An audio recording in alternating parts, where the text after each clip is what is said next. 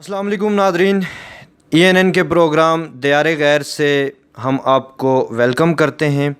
Nadreen, किसी भी मुल्क की तरक्की और खुशहाली का दारोमदार बलदियाती इदारों पर मुनहसर होता है। गली नाली और बुनियादी इंसानी ज़रूरियात के जो मसाइल हैं वो बलदियाती इदारों के ज़रिए हल होते हैं। इसी सिलसिले की कड़ी आज दुनिया भर में मशहूर सियाती मकाम हिल स्टेशन तहसील मरी की यूनियन कौंसल तरेट के साबिक नाज़िम जनाब राजा शौकत मेहरबान साहब हमारे साथ मौजूद हैं। ENN के प्रोग्राम दियारे गैर से हम उनको वेलकम करते हैं और उनको दुबई आमद पर उनका शुक्रिया अदा करते हैं कि उन्होंने अपने निजी और मसरूफ़ तरीन दौरे से हमें वक्त दिया। थैंक यू सो मच राय साहब। बिस्मिल्लाहिर्रहमानिर्रहीम। बहुत शुक्रिया। मैं आपका बड़ा मशकूर हूँ कि आपने मुझे अपना कीमती वक्त दिया। तो इस सिलसिले में मैं चंद गुजारिशात करना चाहता हूँ। जैसे आपने फरमाया कि लोकल बॉडी जो इलेक्शन हैं, ये तुर्की हो या UK हो, यहाँ पे बड़ा अच्छा सिस्टम चल रहा है। तो मैं समझता हूँ कि जो परवेज़ मुशर्रफ साहब ने 2001 का बलदियाती जो था वो ग्रास रूट लेवल से शुरू किया था ये, तो उसके बहुत सारे जो समरात थे वो अवाम की दहलीज तक पहुँचना शुरू हुए थे। बदकिस्मती से वो 2 टर्म तो चला, उसके बाद फिर उसके ऊपर इलेक्शन नहीं हो सके। और सबसे बुनियादी वजह उसकी ये है कि मैं तो इलेक्शन कमीशन की बड़ी समझता हूँ कि उनकी जो आप क्या कह सकते हैं, उनकी नाअहली थी। जो उसके चूँकि बाकी हमारे डिस्ट्रिक्ट सारे में इलेक्शन हो गए थे, लेकिन हमारी 5 UC जो थी वो UC तरेट, UC घोड़ा गली, UC नंबल, UC मरी सिटी और UC जारियान, इन 5 में इलेक्शन नहीं हुए थे। चूँकि वो जब उस पर उन्होंने हल्का बंदी दोबारा करने की तो बहुत से इलाकों को उन्होंने डिस्टर्ब कर दिया था। किसी को किसी के साथ मिला दिया, कि वो किसी को किसी के साथ मिला दिया। तो उस पे हम लोग फिर कोर्ट में भी गए। आप यकीन करें कि हम लोग इलेक्शन कमीशन के पास गए, वहाँ से अपीलें शुरू हुई, सुप्रीम कोर्ट तक गए। सुप्रीम कोर्ट ने फिर उनको वापस भेजा हाई कोर्ट के पास। हाई कोर्ट ने फैसला आखिर हमारे हक़ में दिया कि इनको उसी तरह उसी बेस पे जिस तरह वो पहले थी उनको बहाल किया। लेकिन बदकिस्मती से फिर भी उन पर इलेक्शन नहीं हुए। और इसी तरह मैं समझता हूँ कि जो गरीब लोगों के जिन लोगों के बुनियादी मसाइल होते हैं, छोटे छोटे मसाइल होते हैं जो यूनियन कौंसिल की सतह पे हल होते हैं, वो उनसे महरूम रहे। और इसके साथ साथ जो लोकल बॉडीज़ इलेक्शन ना होने की वजह से हमारी UC में जो लोगों के छोटे छोटे मसाइल थे, गली कूंजों के, महल्ले के डेवलपमेंट जो स्कीमें थी वो मुतासर हुई। और इसी तरह वो सिलसिला 4-5 साल चलता रहा। तो आज तक उन पे इलेक्शन नहीं हो सके। हमारा जो डिस्ट्रिक्ट रावलपिंडी था उसका चेयरमैन ज़िला कौंसिल मुंतखब नहीं हो सका, क्योंकि उसकी बॉडी जो मुकम्मल नहीं थी। तो ये वो चीज़ें हैं जिन पे मैं समझता हूँ कि फौरी तौर पे अमल होना चाहिए था, जो बदकिस्मती से नहीं हो सका। और इसकी भीड़ जो है वो गरीब अवाम चढ़े। राय साहब, जैसे आपने बात की कि तहसील मरी की यूनियन कौंसिल 5 यूनियन कौंसिलें हैं। नाज़रीन, मैं आपको बताता चलूँ कि 2013 की हुकूमत बनने के बाद और अभी 2018 में अभी तक तहसील मरी की 5 ऐसी यूनियन कौंसिल्स हैं। तहसील मरी सिटी, यूनियन कौंसिल घोड़ा गली, यूनियन कौंसिल तरेट, यूनियन कौंसिल चारियान और यूनियन कौंसिल नंबल। राय साहब, यहाँ अभी तक इलेक्शन अल्तवा का शिकार हैं, तो आप किन इदारों को आप इसका ज़िम्मेदार ठहराते हैं? क्या जो साबका दौर में हुकूमत गुजरी है, क्या उनकी नाअहली है या इलेक्शन की नाअहली है, या हमारे इस मुल्क में जो बोसीदा निज़ाम है आप उसको ज़िम्मेदार ठहराते हैं कि जिसकी वजह से अभी तक इलेक्शन यकीनी नहीं हो सकें और आम आदमी एक बुनियादी इंसानी ज़रूरियात और जो बुनियादी गली नाली के मसाइल होते हैं उनसे महरूम है? तो इस हवाले से आप क्या कहेंगे? जी, मैंने जो पहले गुजारिश की है कि इसके लिए हमने बड़ी स्ट्रगल की है। तो हम लोग अदालतों के चक्कर काट के, मेरा ख्याल है कोई 2 साल کا عرصہ گزرا، لیکن اس کے باوجود میں سمجھتا ہوں کہ وہ ہم کامیاب نہ ہوئے. اور جو بوسیدہ نظام ہے یا جو الیکشن کمیشن کی ذمہ داری ہے وہ اس سے میرا خیال ہے وہ اس سے عہدہ برا نہیں ہو سکے. چونکہ مسائل جو لوگوں کے ہوتے ہیں، آپ بلیو کریں کہ میں چونکہ خاصی دیر اس نظام سے وابستہ رہا. میں ایک دفعہ یونین کونسل گھوڑا گلی، اس وقت میری یونین کونسل گھوڑا گلی تھی 92 میں، تو وہاں سے میں چیئرمین منتخب ہوا. اس وقت میں سمجھتا ہوں کہ جو بلدیاتی نظام تھا اس میں بہت ساری خرابیاں تھیں. اس وقت چیئرمین کے پاس اختیارات نہیں تھے جو 2001 سے شروع ہوئے، اور 2001 سے جو نظام دوبارہ پھر لوکل باڈی کا الیکشن ہوا تو اس میں یو سی گھوڑا گلی سے یو سی 63 میں منتقل ہوئے. تو یہ وہ نظام تھا جو پرویز مشرف صاحب نے دیا تھا. سو خرابیاں بھی ہوں گی اس میں، لیکن میں سمجھتا ہوں کہ وہ لوکل باڈی جو تھا سسٹم بہت اچھا تھا لوگوں کے لیے.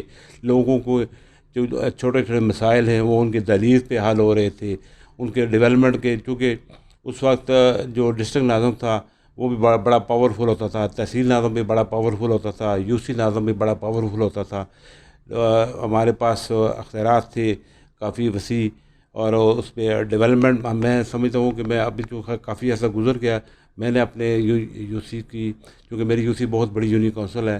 یہ اسلام آباد کا حلقہ جو ختم ہوتا ہے وہاں سے لے کے گھوڑا گلی تک، یہ اس کی کافی ہے، میرا خیال ہے کوئی 18 کلومیٹر لمبائی ہے اس کی. ایک سائڈ میری اس سے ملتی ہے کے پی کے سے، اور دوسری تو جو ایکسپریس وے ہے وہاں پہ. تو خاصی بڑی یونین کونسل ہے اس کی، کوئی میرا خیال ہے کوئی 30-32 ہزار اس کی آبادی ہے. تو اس پہ ہم نے اللہ کی فضل و کرم سے بڑی محنت کی، بڑا اسٹرگل کی، بہت ڈیولپمنٹ کی، تو لوگ بڑے مطمئن تھے. اب جب یہ جو پچھلے الیکشن سے بدقسمتی جو جیسے میں نے ذکر کیا کہ وہ نہیں ہو سکے، اس کی بہت ساری وجوہات ہیں. میں نے کہا کہ ہم ایک یہ جو حلقہ بندیاں تھی اس پہ انہوں نے بہت ساری خامیاں الیکشن کمیشن نے پیدا کر دی تھی. اس کے خلاف ہم کورٹ میں گئے اور کورٹ نے ہمارے حق میں فیصلہ دیا، اور ہمارے خلاف الیکشن کمیشن پھر چلا گیا اس کے پاس، سپریم کورٹ کے پاس. سپریم کورٹ نے پھر کیس واپس بھیجا جب ہائی کورٹ کو، تو ہائی کورٹ نے وہاں سے ایک عباس سرگانہ صاحب تھے، ان کو ڈی ای سی سرگودا، ان کو اپائنٹ کیا کہ آپ مری کے مسائل موقع پہ جا کے دیکھیں کہ لوگوں کے کیا مسائل ہیں یا یہ ٹھیک کہہ رہے ہیں یا نہیں. تو انہوں نے آ کے جب موقع وزٹ کیا، ایک چیز انہوں نے دیکھی، تو انہوں نے کہا کہ وہاں یہ واقعی بہت بڑی زیادتی ہے کہ ان کے جو حلقے سابقہ تھے، سابقہ یونین کونسل، ان کو بحال کیا جائے. اب ہماری یونین کونسل تو حلقہ بندیاں ٹھیک ہو گئی، بحال ہو گئی، لیکن بدقسمتی سے ان کے اوپر الیکشن نہیں ہو سکے، آج تک نہیں ہو سکے. تو یہ میں سمجھتا ہوں کہ آپ نالائقی جو لوکل نمائندے تھے ہمارے، چونکہ جو صوبائی تھے ان کی بھی ذمہ داری بنتی تھی، کیونکہ یہ صوبائی معاملہ تھا. تو کم از کم ان کو یہ احساس ہونا چاہیے تھا کہ ہمارا ہوش مکمل ہو. اور اس میں میں گزارش کروں کہ میاں محمد نواز شریف صاحب جو ہمارے قائد ہیں، انہوں نے مری کی اہمیت کو سمجھتے ہوئے ایز اے اسپیشل کیس مری جو ہماری 8 یوسیز تھی ان کے اوپر ایک میونسپل کارپوریشن بنا دی تھی. اور ہم چونکہ کارپوریشن تو ایسے 2 کروڑ آبادی کے لگ بھگ بنتی ہے، لیکن انہوں نے ایز اے اسپیشل کیس گھوڑا مری کو خصوصی طور پہ ڈکلیئر کر دیا تھا ایز اے میونسپل کارپوریشن. اور پھر اس میونسپل کارپوریشن میں 8 یوسیز تھی، 3 پہ الیکشن ہو گئے اور 5 پہ الیکشن نہیں ہو سکے، وہ بھی مکمل نہ ہوئی. اور اسی طرح کرتے کرتے ان کا ٹینیور پورا ہو گیا. اب اس موجودہ گورنمنٹ نے یہ بہت بڑی زیادتی کی ہے کہ ان کا ابھی ٹینیور باقی تھا اور ان کو ختم کر دیا گیا. وہ کافی لوگ ہائی کورٹوں میں ریٹ میں گئے ہوئے ہیں، لیکن اس کا کیا بنتا ہے کیا نہیں بنتا یہ میری سمجھ سے باہر ہے. تو میں سمجھتا ہوں کہ یہ علاقے کے لوگوں کے ساتھ بہت بڑی جاتی ہے، غریب لوگوں کے ساتھ بہت. آپ یقین کریں کہ جو لوگوں کے چھوٹے چھوٹے مسائل ہوتے ہیں، لڑائی جھگڑے کے مسائل ہوتے ہیں، زمینوں کے مسائل ہوتے ہیں، جو میں یونین کونسل میں بیٹھ کے ان کے مسائل ہم حل کرا دیتے تھے، لوگوں کے رائے نامے ہو جاتے تھے، لوگ کورٹوں سے، کچہریوں سے، لڑائی جھگڑوں سے بچ جاتے تھے، ان کا ٹائم ویسٹ نہیں ہوتا تھا. وہ اس چیزوں سے محروم ہے ابھی.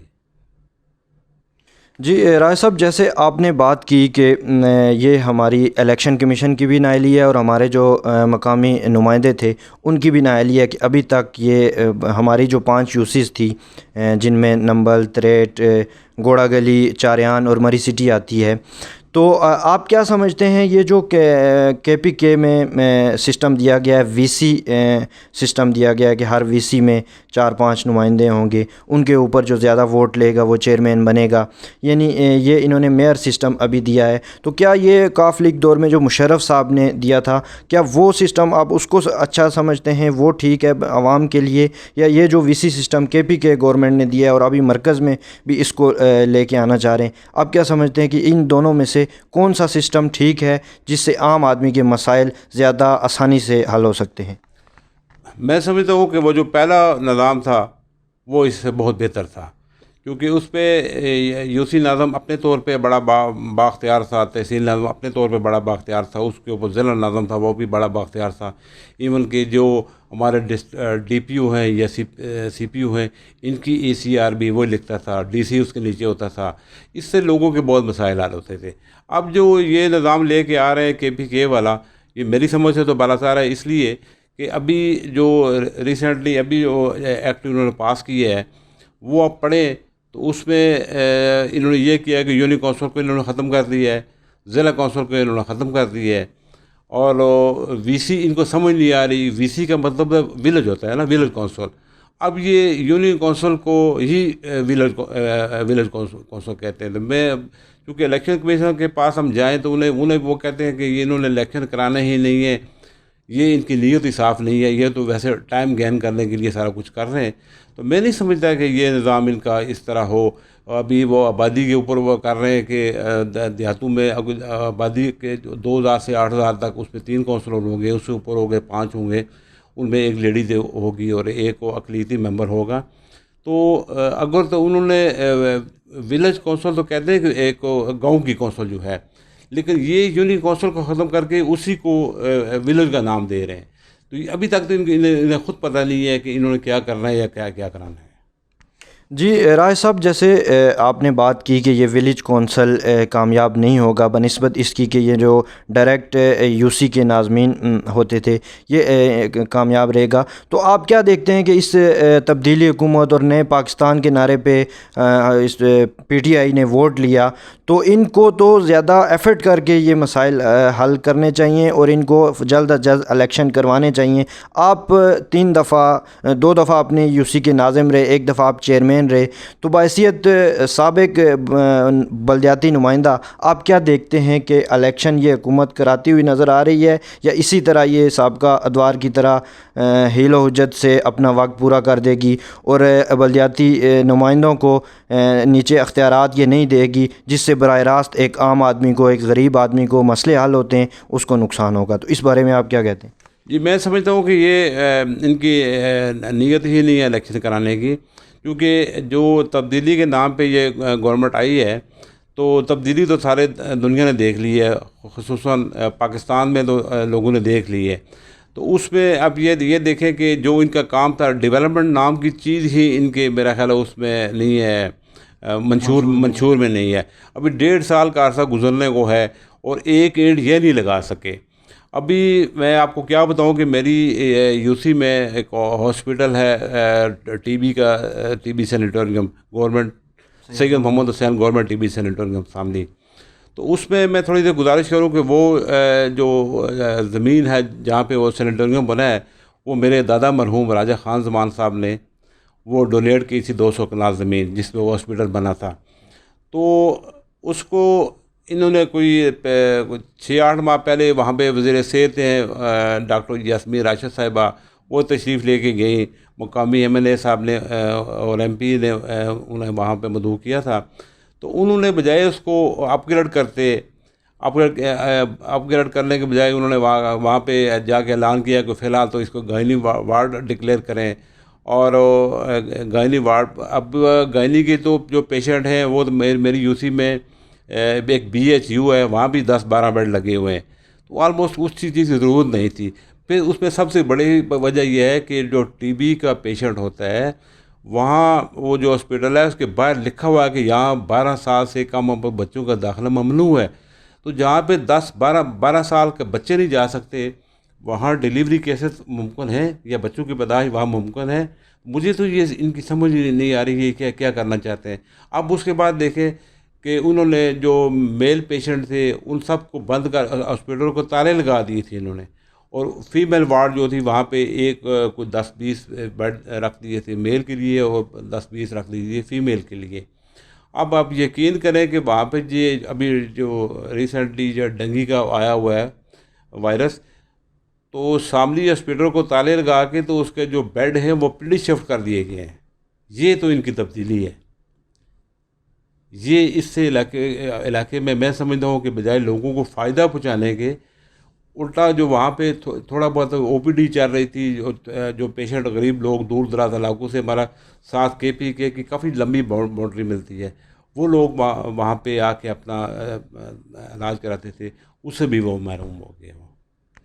جی ناظرین, راجہ شوکت مہربان صاحب کا یہ کہنا ہے کہ جو مقامی قیادت جو منتخب ہوئی ہے, مقامی MNA اور MPA, انہوں نے صوبائی وزیر کو ایک TB کے ہاسپٹل میں بلا کر وہاں گائنی اور جنرل ہاسپٹل اس کو بنانا چاہا, حالانکہ وہاں پہ TB کے مریض کی وجہ سے 10 سال کے بچے کا جانا بھی الاؤ نہیں ہے. تو وہاں جب ڈیلیوریز ہوں گی, وہاں جب نئے بچوں کی برتھ ہوں گی, تو یہ آپ کے لیے میں سوال چھوڑ رہا ہوں کہ کیا ان تک وہ جراثیم نہیں پہنچیں گے؟ کیا یہ فیصلہ ان کا درست ہے؟ اہل علاقہ نے بھی اس کو بڑا سراہا ہے, لیکن جیسے کہ رائے صاحب نے بتایا کہ ان کے دادا مرحوم نے 200 کنال زمین دی تھی, تو 200 کنال میں وہ ہاسپٹل نہیں بنا ہوا, وہ الگ وہاں پہ سیکشن بنا سکتے تھے. تو یہ بھی بلدیات منتخب نمائندوں کے لیے ایک سوال ہے, غور و فکر کے لیے بھی اور عوام کے لیے بھی ہے, کہ ایک TB کے ہاسپٹل میں انہوں نے جنرل ہاسپٹل کا اس کو درجہ دینے کی اور گائنی کو ایڈ کرنے کی انہوں نے کوشش کی ہے.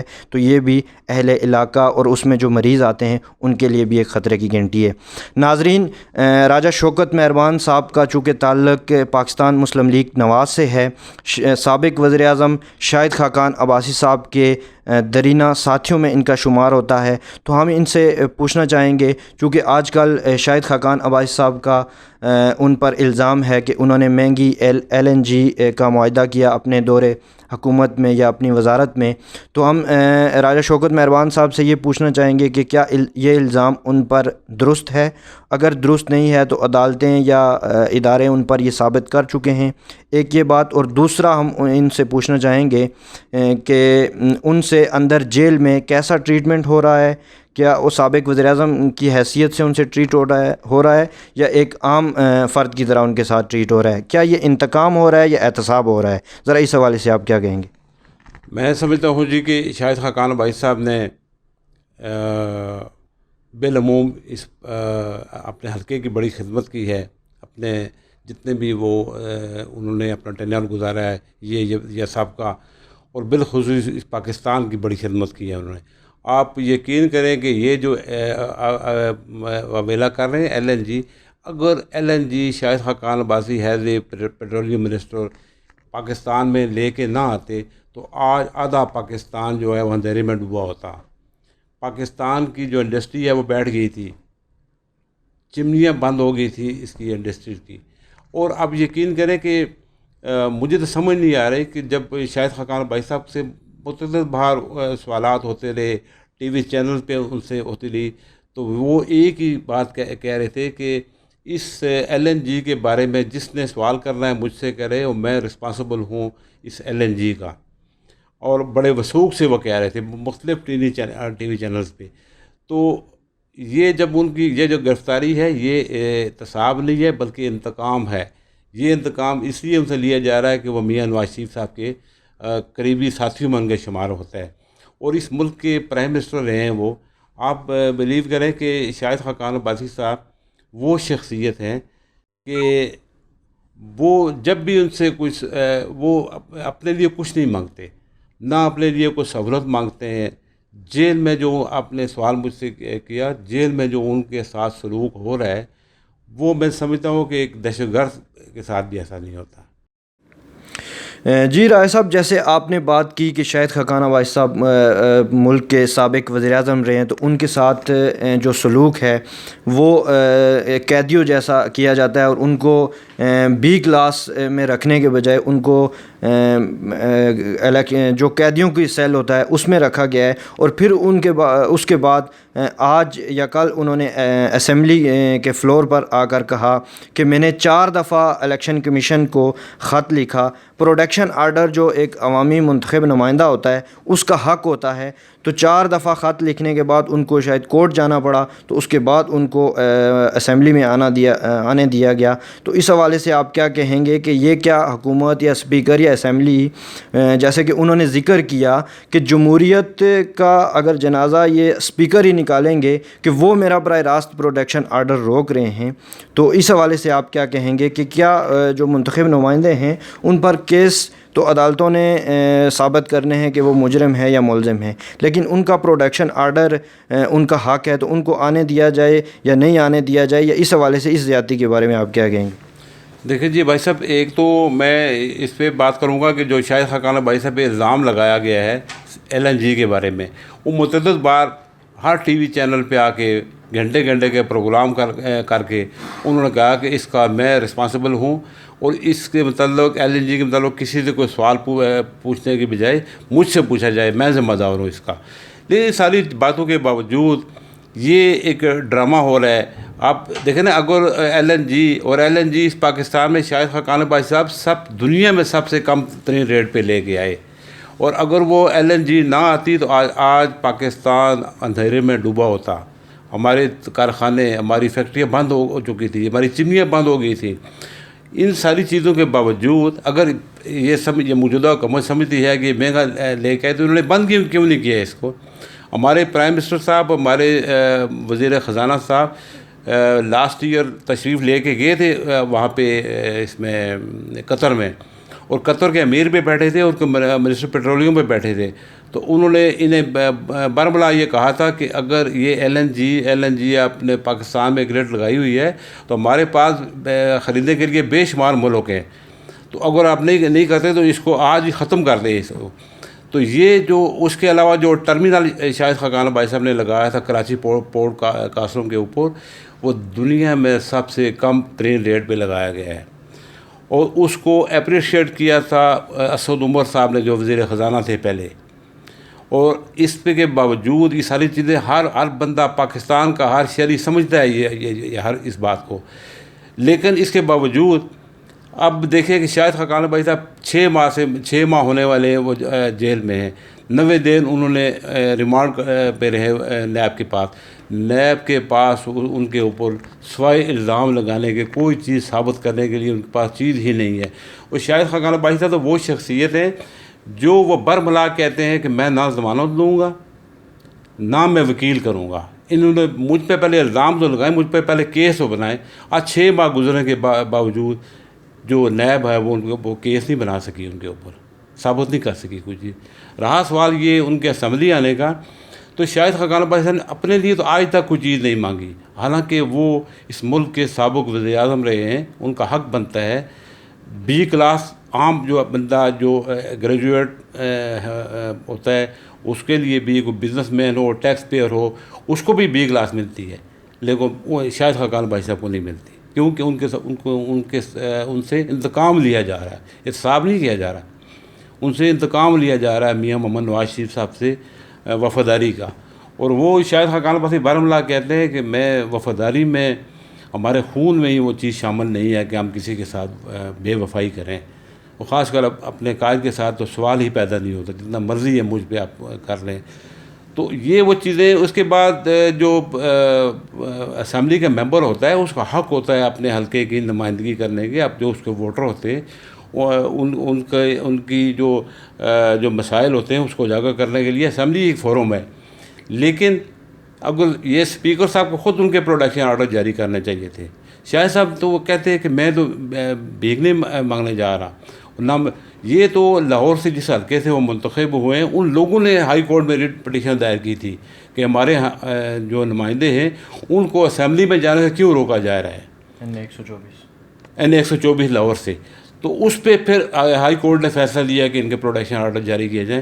اور 2 دن پہلے جو شاہد خاقان صاحب نے وہاں پہ اسپیچ کی اسمبلی کے اندر، وہ آپ نے سب نے سنی ہوگی. انہوں نے اسپیکر صاحب یہی کہا کہ جو آپ کو خود پروٹیکشن آرڈر جاری کرنے چاہیے تھے، جو آپ نے نہیں کیے. اگر آپ سے نہیں ہوتے یا آپ سے کوئی نہیں کرنے دیتا تو آپ نے اگر نوکری ہی کرنی ہے تو وہ نوکری پھر آپ نوکری کریں. پھر آپ انہوں نے یہ بڑے واضح کہا، 2-3 سابق اسپیکر کا نام لیا ہے انہوں نے کہا کہ مجھے اس کرسی کی عزت عزیز ہے. اس پہ معراج خالد صاحب بیٹھے، اس پہ فخر امام صاحب بیٹھے، یوسف گیلانی صاحب بیٹھے، جو باصول لوگ تھے. تو یہ جو موجودہ اسپیکر صاحب ہیں، ان کی جو کارکردگی ہے وہ آپ لوگوں کے سامنے ہے. ان کو تو جیسے رانا ثناء اللہ صاحب کے وہ جاری نہیں کر رہے، خواجہ سعد رفیق کے نہیں کر رہے. تو یہ وہ چیزیں ہیں کہ اسپیکر صاحب کو خود اس ایکشن لینا ہے، لیکن اسپیکر صاحب کے ہاتھ اور پاؤں بندھے ہوئے ہیں، وہ مجبور ہیں. وہ جی ناظرین، جیسے کہ راجہ شوکت مہربان صاحب جو شاہد خاقان عباسی صاحب کے درینہ ساتھیوں میں ان کا شمار ہوتا ہے، جیسا کہ انہوں نے بتایا کہ شاہد صاحب پہ اگر کوئی الزام ہے تو عدالت اس کو ثابت کرے. انتقام کی یہ جو روش ہے، یہ جو روایات رکھی جا رہی ہیں، یہ ملک و قوم کے لیے اور مستقبل کے لیے یہ درست نہیں ہے. اور پھر ایسے جیل کے اندر جو ان کے ساتھ رویہ یا جو سلوک ان کے ساتھ کیا جا رہا ہے، وہ ایک قیدی کے ساتھ یا قتل کا جس پہ الزام ہوتا ہے اس کے ساتھ بھی نہیں کیا جاتا. یہ راجہ شوکت مہربان صاحب کی تمام آنکھوں دیکھی صورتحال ہے جو وہ اپنی زبانی آپ تک انہوں نے پہنچائی ہے. راج صاحب، اس کے بعد ہم بات کریں گے کہ بنیادی انسانی ضروریات میں ایک گیس کا جو حق ہوتا ہے عوام کا.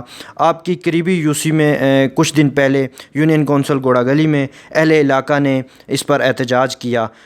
بانسرا گلی تک جو یونین کونسل گوڑا گلی ہے وہاں تک تو گیس پہنچ آئی ہے، آپ کی یو سی بھی اس سے محروم ہے، اور دیگر مری میں کئی یو سیز جو ہیں وہ ابھی تک محروم ہیں. تو اس حوالے سے آپ کیا کہیں گے کہ یہ کیا سابقہ لوگوں کی نااہلی ہے یا موجودہ جو حکومت ہے انہوں نے بھی یہ تمام مسئلے حل کرنے کے نام پر ووٹ لیا تھا؟ تو آپ کیا کہیں گے ایک بلدیاتی سابق نمائندہ ہونے کی حیثیت سے کہ یہ گیس کے ایشو کو موجودہ حکومت کو کیسے دیکھنا چاہیے؟ جی، میں اس پہ گزارش ہوں کہ شاہد خاقان عباسی صاحب جب وہ پرائم منسٹر بنے اس سے پہلے وہ منسٹر پیٹرولیم تھے، تو انہوں نے مری کے لیے 3 پوائنٹ جو تھے، ایک دیول میں اور ایک گوڑا کمپنی باغ میں اور ایک تریٹ میں انہوں نے ایئر مکس پلانٹ کے لیے فنڈز بھی جاری کر دیے تھے. ملک کے پرائم منسٹر بن گئے تو ظاہر ہے پھر ان کی ذمہ داریاں بہت بڑھ گئی تھی. وہ اس NA-57 کے نمائندے نہیں رہے تھے بلکہ وہ پورے ملک کے وزیر اعظم تھے.